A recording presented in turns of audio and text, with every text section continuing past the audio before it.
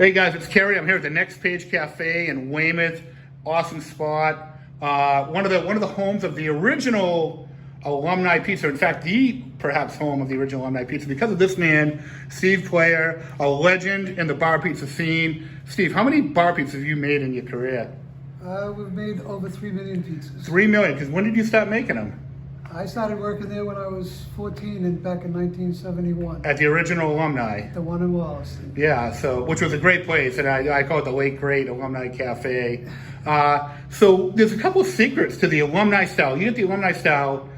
I call it Northern South Shore, Quincy, Braintree, Weymouth. We're here in Weymouth at the Next Page. One of the biggest secrets is the dough. What about the dough? Absolutely. The dough has to be made fresh every day, or else it's not an Alumni pizza.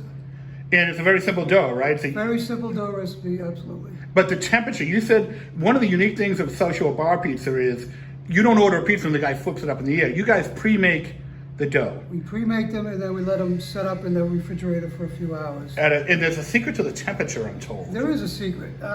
You don't have to tell us the exact temperature, but what's the story behind that? If it's too warm, the pizzas will keep rising, and if it's too cold, they'll just become flat. So there's a 3 or 4 degree temperature where they just come out perfect. Okay, all right, and give me a ballpark on the temperature. Right around 40 degrees. All right, and then one of the big things about bar pizza, South Shore bar pizza, is there's no fancy cheese. It's cheddar. You guys basically just use all cheddar. We Is use that correct? the high quality Wisconsin cheddar. Okay, all right. But the cheese, you told me off camera, the cheese can change. The pizza might taste different because the cheese might taste different. Yeah, year if to year. there's severe winters or there's some sort of problem in the Midwest and they change the feed for the cattle or the cows, the cheese will come out dry or oily depending on what the feed is. And you guys have always made pizza in a pan. And the other thing about South Shore bar pizza, pans. Do you know how that came about, or why you guys did it? Or?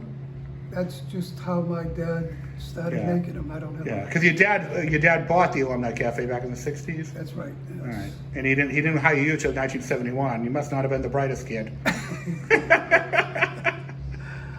I was lucky. I was blessed. I'm kidding. I'm just busting your balls, you know. So that's great, man. You've been making pizza all these years, and anything else about it that makes it unique? Like, how do you keep it so consistent over time? Well, that's a hard thing to do. You have to have good employees, and you just have to watch the little things. All right.